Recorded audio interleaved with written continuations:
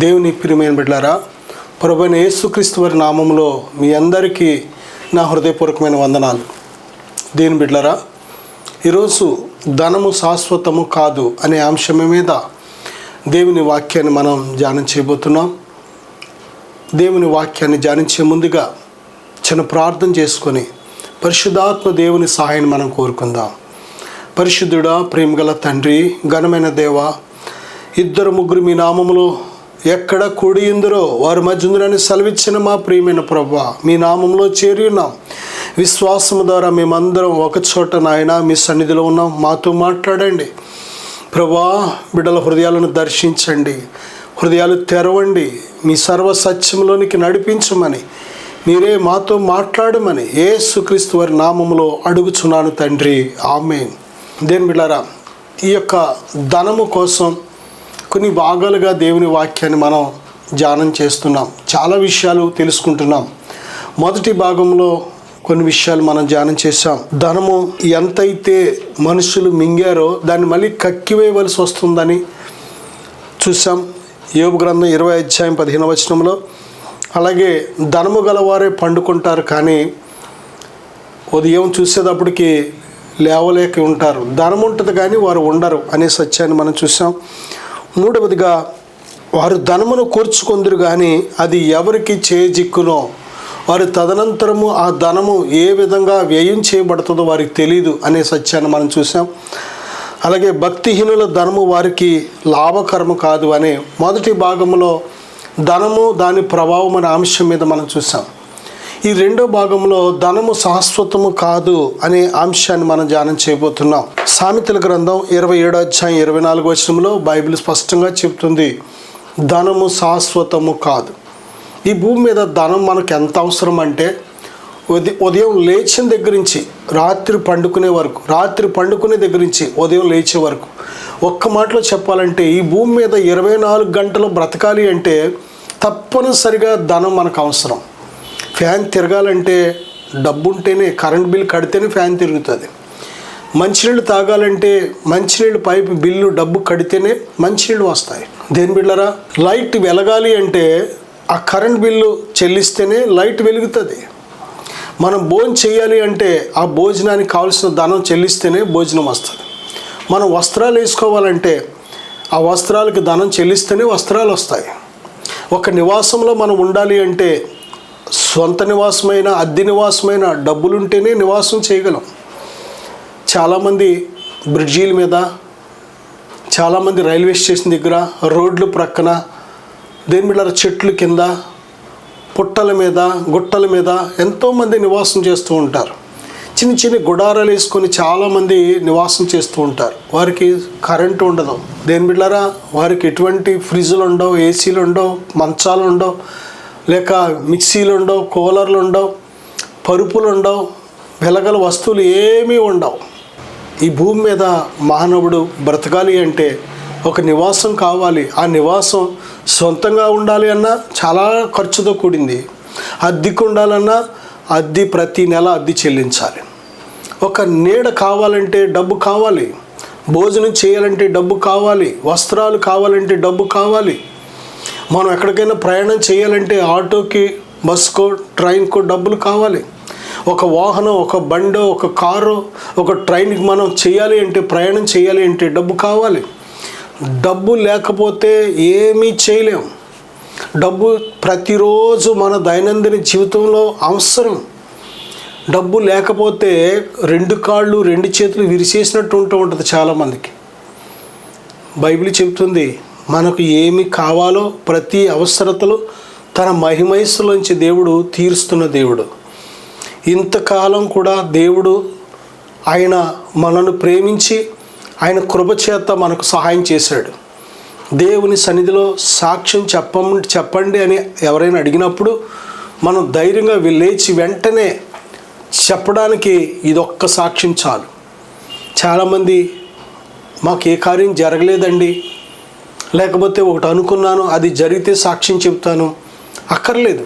ఎందుకంటే ఈ రోజు వరకు మనం సజీవులుగా ఉన్నాం, భోంచేసాం, వస్త్రాలు వేసుకున్నాం, ఒక నీడలో ఉన్నాం, ఒక కుటుంబాన్ని కలిగి ఉన్నాం, ఒక ఆరోగ్యాన్ని కలిగి ఉన్నాం, ఒక ఆయుష్ను కలిగి ఉన్నాం. వీటన్నిటిని బట్టి దేవునికి సాక్ష్యం చెప్పాలి. కృతజ్ఞత, దేవుడు చాలా సంతోషిస్తూ ఉంటాడు. ఆయన ఇచ్చిన ప్రతి దానిని గురించి మనం కృతజ్ఞతాస్తుతులు చెల్లిస్తున్నప్పుడు ఇంకా ఇంకా ఇంకా ఉన్నతమైన దీవెనలతో దేవుడు నింపుతూ ఉంటాడు. నా సహోదరుడు, ఆ సహోదరి, దేవుడు మనకు ఏమి కావాలో మనం అడగక మునిపే మన అక్కర్లో ఆయనకు తెలుసు. అయితే మనం నేర్చుకోవాల్సిన పాఠం ఏంటంటే, దేవుడు కంటే ధనాన్ని ఎప్పుడైతే నువ్వు ప్రేమిస్తావో, దేవునికి ఇవ్వాల్సిన విలువ దేవునికి ఇవ్వకుండా ధనానికి ఎప్పుడైతే విలువిస్తూ ఉంటావో, ధనం కోసం కొన్ని సత్యాలు మనం నేర్చుకోవాలి. బైబిల్ చెప్తుంది, దేవుడు నిత్యుడు, కానీ ధనము నిత్యమైంది కాదు. ధనము శాశ్వతం కాదు. ధనము మనతో రాదు.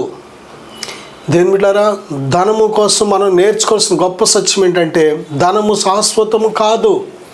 ప్రతిరోజు కూడా ధనం వస్తూ ఉంటుంది, పోతూ ఉంటుంది. చాలామంది బీదలైన వారు ధనవంతులు అవుతూ ఉంటారు, ధనవంతులైన వారు దరిద్రులు అవుతూ ఉంటారు. దేని బిడ్డారా, పడిన వారు లెగుస్తూ ఉంటారు, లేచిన వారు పడుతూ ఉంటారు. ఈ అప్ అండ్ డౌన్స్, జీరోలు హీరోలుగా మారుతూ ఉంటారు, హీరోలు జీరోలుగా మారుతూ ఉంటారు. అది నిమిషాల్లో అయిపోతూ ఉంటుంది, సెకండ్స్లో అయిపోతూ ఉంటుంది, లేక గంటలు, రోజుల్లో. దేని బిడ్డారా, పడిన వారు లేవడం, లేచి ఉన్నవారు, ప్రకాశిస్తున్న వారు పడిపోవడం ఎప్పుడైనా ఎక్కడైనా జరగచ్చు. ఎందుకంటే ధనం అనేది శాశ్వతం కాదు. ధనము ఏ నరుడికి శాశ్వతము కాదు. ధనము మనిషి జీవితంలో శాశ్వతంగా ఉండదు. ఒకవేళ ధనమున్నా, బైబిల్ చెబుతుంది, ధనం ఉంటుంది కానీ మనం ఉండం. ఎందుకంటే ఈ లోకంలో యాత్రికులు, పరదేశులం. ధనం అనేది ఈ లోకానికి సంబంధించింది. ధనం అనేది ఏ రూపంలో ఉన్నా, క్యాష్ రూపంలో ఉన్నా, వస్తువు రూపంలో ఉన్నా, వాహనం రూపంలో ఉన్నా, ఇండ్లు స్థలాల రూపంలో ఉన్నా, లేక బంగారం, వజ్రాలు, డైమండ్స్ రూపంలో ఉన్నా, ఏ రూపంలో ధనాన్ని, దేని బిడ్డ, సంపదను నువ్వు దాచుకున్నా సరే, అది ఒక దినాన మనతో రాదు. ఒకవేళ అది ఉంటుందేమో కానీ, సంపద ఉంటుందేమో కానీ మనము ఉండము. మనం యాత్రికులు, పరదేశులం.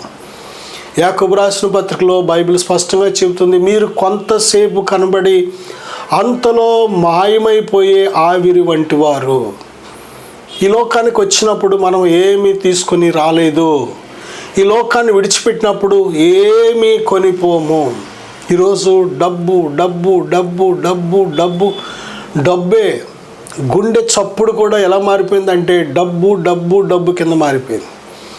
డబ్బు ఉన్న దగ్గరే ప్రేమలు అందుతున్నాయి. డబ్బు ఉంటేనే సంతోషం అనుకుంటున్నారు. డబ్బు ఉంటేనే కలిసి ఉందాం, డబ్బు లేకపోతే అక్కర్లేదు నువ్వు నాకు అనుకుంటున్నారు. డబ్బు కోసం మర్డర్లు చేస్తున్నారు, డబ్బు కోసం ఆత్మహత్యలు చేసుకుంటున్నారు, డబ్బు కోసం కాపురాలు మొక్కలు చేసుకుంటున్నారు, డబ్బు కోసం ఆరోగ్యాలు పాడు చేసుకుంటున్నారు, డబ్బు కోసం త్యాగాలు చేసేస్తున్నారు, బిడ్డలను త్యాగం చేసేస్తున్నారు, డబ్బు కోసం అమ్మేస్తున్నారు, ఒకరినొకరు అమ్మేస్తున్నారు. డబ్బు మనిషికి ఎంత ప్రాముఖ్యమైపోయిందంటే దేవుని కంటే ఎక్కువైపోయింది డబ్బు. మనిషి తన ప్రాణం కంటే డబ్బుకి ఇచ్చే విలువ ఎక్కువైపోయింది. దేవుడికి ఇచ్చే విలువ కంటే డబ్బుకి ఇచ్చే విలువ ఎక్కువైపోయింది. డబ్బుకి ఇచ్చే స్థానం ఎక్కువైపోయింది. ఈ రోజుని మనం నేర్చుకోవాల్సిన సత్యం ఏంటి తెలుసా? దేని బిడ్డ, సమస్తమైన కీడులకు మూలం డబ్బే. ధనము సమస్తమైన కీడులకు మూలం. ధనము సంపాదించాలని ఎవరైతే గురిగా పెట్టుకుంటూ ఉంటారో, ధనవంతులు అయిపోవని గురిగా పెట్టుకుంటూ ఉంటారో, బైబిల్ చెప్తుంది, ధనవంతులగుటకు ఆపేక్షించు వారు శోధనలోను ఉరిలోను పడతారు. చాలామంది శోధనలో పడడానికి కారణం ధన సంపాదన, డబ్బు సంపాదన. డబ్బు సంపాదించాలి, ఏదో ఒక రూపంలో సంపాదించాలని ఎప్పుడైతే మానవుడు ప్రయాసపడుతూ ఉంటాడో, పరుగులు పెడుతూ ఉంటాడో, తనకు తెలియకుండానే తన ప్రాణాన్ని మోసపోతాడు, తన ప్రాణాన్ని పోగొట్టుకుంటూ ఉంటాడు. దేని బిడ్డ, ఈరోజు డబ్బు కోసం ప్రాణం మీదకు తెచ్చే పనులను చేస్తున్న వాళ్ళు ఎంతోమంది. డబ్బు కోసం ప్రిబిడ ఇతరుల ప్రాణాలను సైతము లెక్క చేయకుండా ఇతరుల ప్రాణాలను కూడా తీసివేస్తున్న వాళ్ళు ఎంతోమంది. డబ్బు కోసం ముక్కలైపోతున్న కాపురాలు ఎన్నో. కాపురాలు చాలామంది విడిపోవడానికి కారణం కూడా డబ్బు ఒక కారణం. చూసారా, అటు బిడ్డలని కూడా లెక్క చేయకుండా ఆ భర్త దగ్గర డబ్బు లేకపోతే ఆ భార్య ఉండట్లేదు. ఆ భార్య సరైన డబ్బు తేకపోతే కట్న రూపంలో ఈ భర్త ఆవిడని బ్రతకనివ్వట్లేదు. డబ్బే ముఖ్యమైపోయింది. ఇంట్లో ప్రేమలకు కూడా డబ్బు సంపాదిస్తేనే విలువ, ప్రేమ. డబ్బు లేకపోతే మనిషికి విలువ ఇవ్వట్లేదు. డబ్బును బట్టి విలువిచ్చే మనుషులను లెక్క చేయొద్దు. నువ్వు నీ డబ్బుని చూసి, నీ హోదాని చూసి, నీకున్న ఐశ్వర్యాన్ని చూసి నీకు విలువిచ్చే వాళ్ళని అస్సలు లెక్క చేయొద్దు. దేని బిడ్డ, నీకు ఐశ్వర్యం ఉన్నంత వరకు నీకు విలువిస్తారో, ఒకవేళ నీ పరిస్థితి బాగోపోతే నేను విడిచిపెట్టేస్తారో. దేని బిడ్డ, తప్పిపోయిన కుమారుడు తనకు డబ్బున్నంతసేపు తనతో స్నేహితులు ఉన్నారు. దుర్వ్యాపారం చేసినప్పుడు స్నేహితులు ఉన్నారు. పాప పనులు చేసినప్పుడు స్నేహితులు కూడానే ఉన్నారు. మందు తాగుతున్నప్పుడు స్నేహితులు కూడానే ఉన్నారు. ప్యాకెట్లు ఆడుతున్నప్పుడు, కోడి పందాలు ఆడుతున్నప్పుడు స్నేహితులు తోడుగా, మంచి ఎంటర్టైన్మెంట్, మంచి ఎంజాయ్. బిడ్డ, ఎన్ని రకాలుగా మనుషులు కూడా ఉన్నారు. కానీ ఎప్పుడైతే తప్పిపోయిన కుమారుడి దగ్గర డబ్బు అయిపోయిందో అందరూ విడిచిపెట్టేశారు. డబ్బు ఉన్నంత వరకు నిన్ను ప్రేమించేది లోకం. నీ దగ్గర డబ్బు లేకపోయినా, ఏమీ లేకపోయినా, నీకు ఎవ్వరు లేకపోయినా ప్రేమించేది దేవుడు. దేవుడు నీ పరలోకపు తండ్రి కనుక, ఆయనకు తప్పదు కనుక, ఆయన నిన్ను శాశ్వతమైన ప్రేమతో ప్రేమిస్తున్నాడు కనుక విడువక నీ పట్ల కృప చూపిస్తున్నాడు. ఆ తప్పిపోయిన కుమారుడు సమస్తము పాడు చేసేసిన, బుద్ధి వచ్చి తండ్రి ఇంటికి సిగ్గు లేకుండా ఇంటికి వచ్చినా సరే తండ్రి చేర్చుకున్నాడు, తండ్రి క్షమించాడు. ఆ చిన్న కుమారుడు గత జీవితాన్ని అంతటినీ క్షమించాడు. చిన్న కుమారుడికి ఇచ్చిన సమస్తాన్ని పాడు చేసేసిన తండ్రి క్షమించాడు, చేర్చుకున్నాడు. మళ్ళీ తన కుమారుడిగా అధికారం ఇచ్చాడు, మళ్ళీ ప్రశస్తమైన జీవితాన్ని ఇచ్చాడు, మళ్ళీ ఆ కుమారుడు పోగొట్టుకున్న రక్షణనిచ్చాడు. అది తండ్రి ప్రేమ. ఈ లోకంలో డబ్బున్నంత వరకు నిన్ను ప్రేమించి, నీ దగ్గర డబ్బు లేకపోతే నేను విడిచిపెట్టేసి, ఇది లోక ప్రేమ. నా సహోదరుడా, సహోదరి, డబ్బు కాదు జీవితం. జీవితానికి డబ్బు అవసరం అంతవరకే, కానీ డబ్బే జీవితం కాదు. డబ్బు జీవితం కాదు. మనం ఈ లోకానికి వచ్చినప్పుడు చిల్లి గవ్వ తేలేదు. ఈ లోకం విడిచిపెట్టినప్పుడు, ఈ దేహాన్ని మట్టిలో పెట్టినప్పుడు మనతో చిల్లి గవ్వ పట్టుకెళ్ళడానికి లేదు. దేని బిడ్డ, నా సహోదరుడా, సహోదరి, ఈ సత్యం నీ నేత్రాలు తెరుచునుగాక, నీ హృదయాన్ని తెరుచునుగాక. మనం ఈ లోకానికి వచ్చినప్పుడు ఏమీ తేలేదు. ఈ లోకం విడిచిపెట్టినప్పుడు ఏమీ కొనిపోము. డబ్బు మనతో రాదు, డబ్బు మనతో రాదు. నా సహోదరుడా, బ్రతకడానికి, భూమి మీద సుఖముగా క్షేమముగా బ్రతకడానికి డబ్బు అవసరం. కానీ దేని బిడ్డ, మనకు ఈ బ్రతకడానికి ఎంత కావాలో అంత సమృద్ధిగా దేవుడు ఇస్తాడు. కానీ దేని బిడ్డ, నీ అవసరతలకు మించిన ధనం ఎప్పుడైతే ధనం కూర్చుకోవాలి, ధనవంతులు అవ్వాలి, బాగా సంపాదించాలి, సంపాదన బాగా సంపాదించాలని ఎప్పుడైతే గురి పెట్టుకుంటావో నీ ప్రాణానికే నువ్వు ముప్పు తెచ్చుకుంటున్నావు, నీ జీవితానికే ముప్పు తెచ్చుకుంటున్నావు. బైబిల్ చెబుతుంది, సామెతల గ్రంథం 11వ అధ్యాయం 28వ వచనంలో, ధనమును నమ్ముకొని వాడు పాడైపోతాడు. నమ్మకము, విశ్వాసం అనేది కేవలము దేవునికి మాత్రమే సంబంధించిన మాటలు. దేవుడు ఆత్మ గనుక ఆయన యొద్దకు వచ్చేవాడు ఆయన ఉన్నాడనియు, తన్ను అడుగువారికి ఫలము దయచేవాడనియు నమ్మాలి.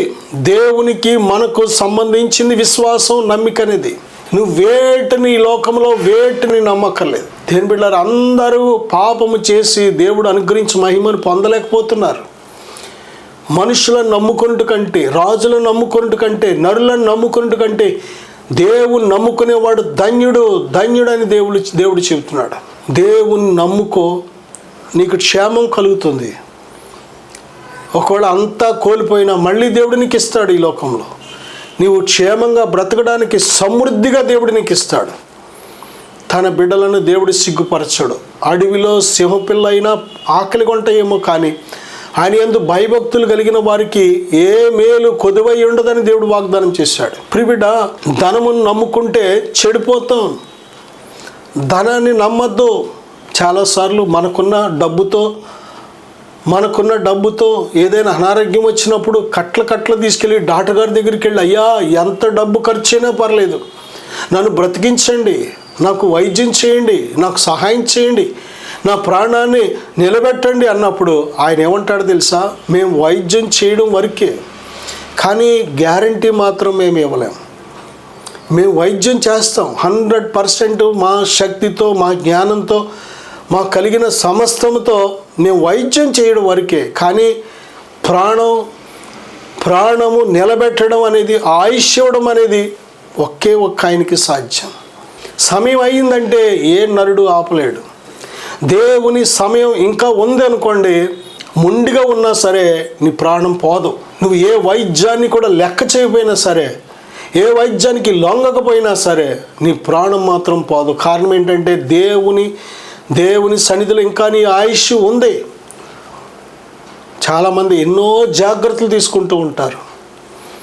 ఈ తిండిలో జాగ్రత్త, వ్యాయామంలో జాగ్రత్త, త్రాగే నీటిలో జాగ్రత్త, వారు పండుకునే విషయంలో జాగ్రత్త, అన్ని విషయాల్లో ఆరోగ్య జాగ్రత్తలు ఎన్నో తీసుకుంటూ ఉంటారు.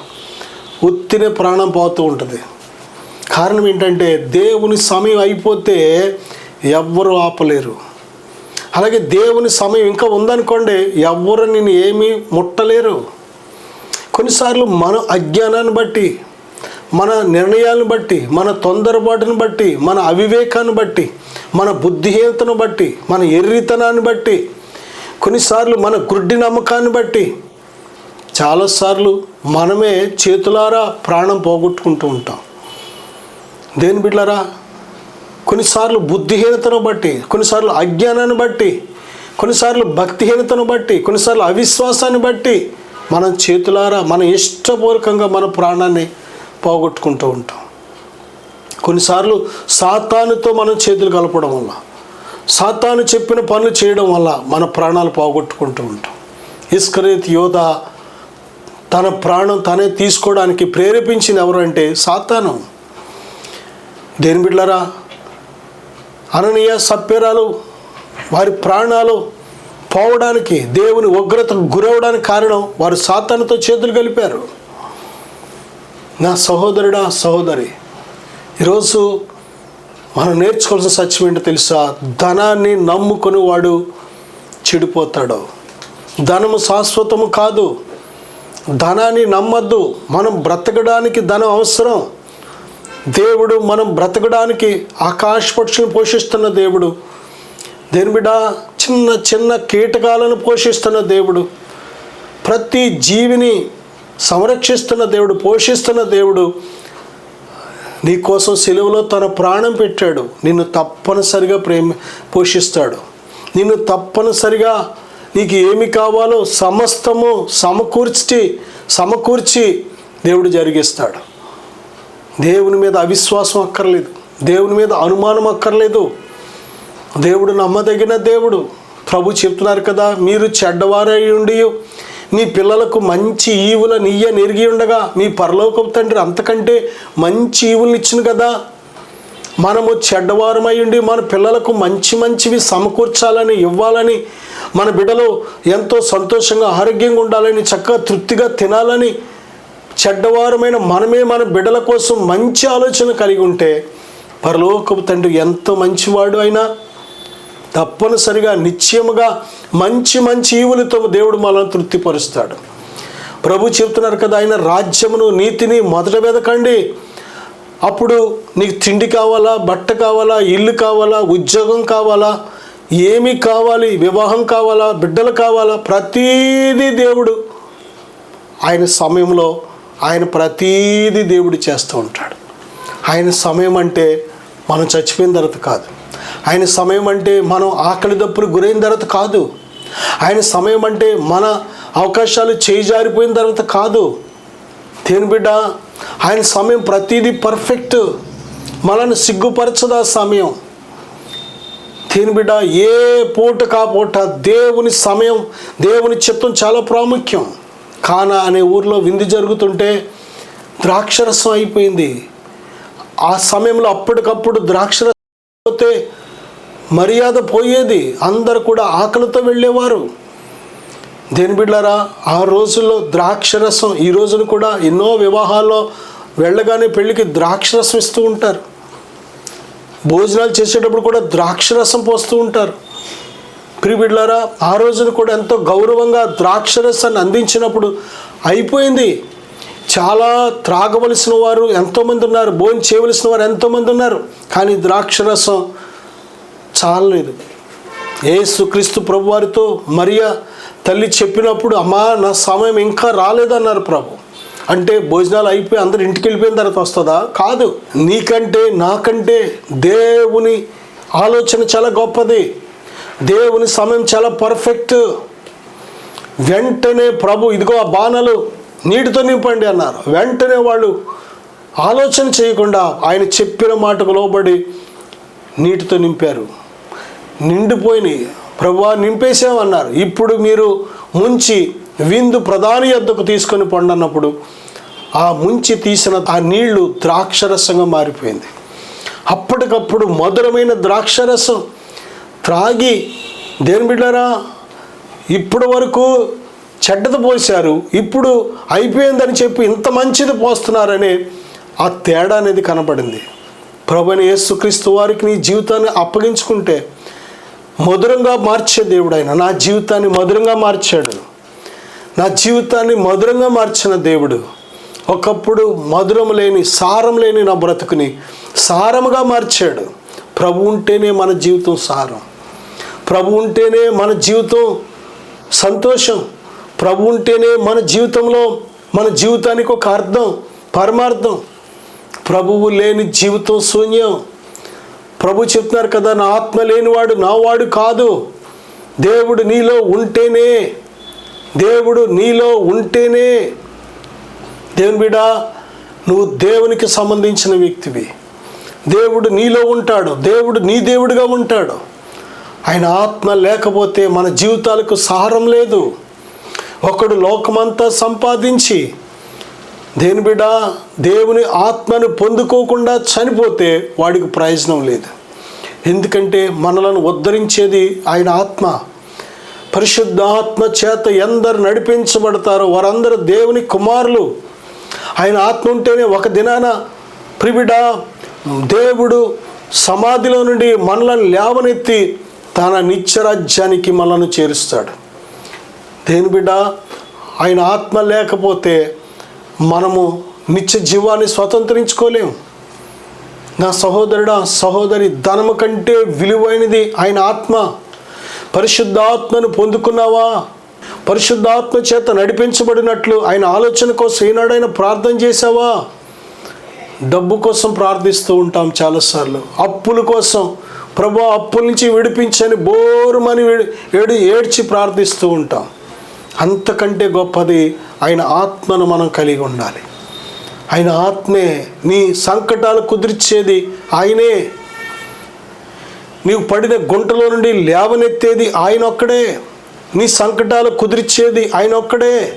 నీ కన్నీరు తుడిచేది ఆయన ఒక్కడే. తేని బిడ్డ, నీ జీవితాన్ని క్షేమకరముగా నడిపించగలిగేది ఆయన ఒక్కరే. నీవు పడిన గుంటలో నుండి లేవనెత్తి బండ మీద నిన్ను నిలబెట్టగలిగిన వారు ఆయన ఒక్కరే. ఎటువంటి అప్పు సమస్య అయినా సరే దేవుడు నిన్ను లేవనెత్తుతాడు. నన్ను లేవనెత్తిన దేవుడు నిన్ను లేవనెత్తుతాడు. మనుషులను నమ్మి మోసపోయి లక్షల రూపాయలు అప్పులు పాలైపోయినప్పుడు నన్ను లేవనెత్తాడు దేవుడు.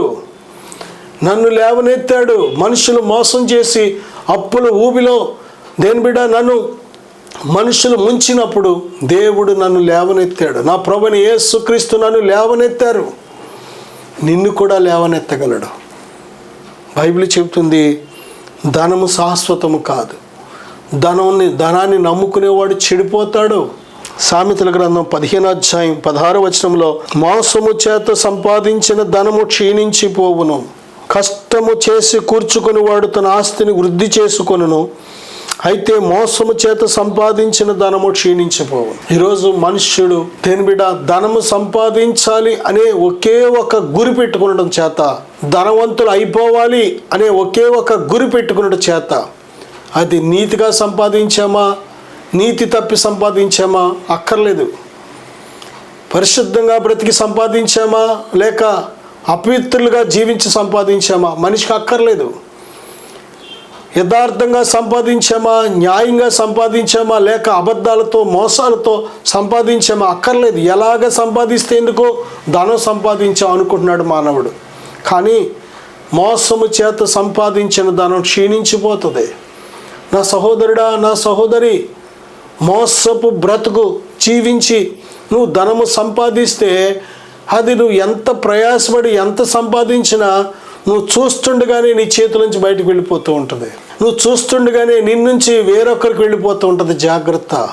సామెతల గ్రంథం 19వ అధ్యాయం 4వ వచనంలో, ధనము గలవానికి స్నేహితులు అధికముగా ఉంటారంట. నీ ధనాన్ని బట్టి ఎప్పుడు లేని స్నేహితులు, నీ ధనాన్ని బట్టి ఎప్పుడు లేని బంధువులు, నీ ధనాన్ని బట్టి ఎప్పుడు లేని పరిచయాలు, క్రొత్త పరిచయాలు పెరిగిపోతూ ఉంటాయి. మళ్ళీ అదే ఆ ధనము తగ్గిపోయినప్పుడు ఎంతమంది బయలుదేరారో వారందరూ కూడా ఆగిపోతూ ఉంటారు. అయిపోయింది ఆవిడ పని అయిపోయింది, ఇంకేమి లేదు, అనవసరం వెళ్ళినా అని ఎవ్వరు నీ వంక చూడరు. కనీసం నువ్వు ఎలాగ ఉన్నావో కూడా నేను అడగదు ఈ లోకం. మళ్ళీ ధనం వచ్చిందంటే పరిగెట్టుకొని సీమలాగా వచ్చేస్తూ ఉంటారు. ధనము నీ దగ్గర ఉందని తెలిసిందంటే నీ చుట్టూ కాపు కాసి ఉంటూ ఉంటారు. ఎప్పుడు దొరుకుతాడా, అడుగుదామా, లేకపోతే మోసం చేద్దామా, లేక లాక్కుందామా, లేకపోతే బలాత్కారంగా తీసుకుందామా అని మనుషులు పొంచి ఉంటారు. నీ దగ్గర ధనం ఉందంటే ఓ ప్రక్కన మోసగాళ్ళు పొంచి ఉంటారు, ఓ ప్రక్కన దొంగలు పొంచి ఉంటారు, ఓ ప్రక్కన ఈ లోకం పొంచి ఉంటుంది సెంటిమెంటల్గా నీ దగ్గర నుంచి లాక్కోవడానికి. చాలా జాగ్రత్త. దేని బిడ్డలారా, ఆకలితో ఉన్నవాడికి సహాయం చేయడం మేలు నీకు. కన్నీటితో రోదనతో ఉన్నవాడికి సహాయం చేస్తే నీకు ఆశీర్వాదం.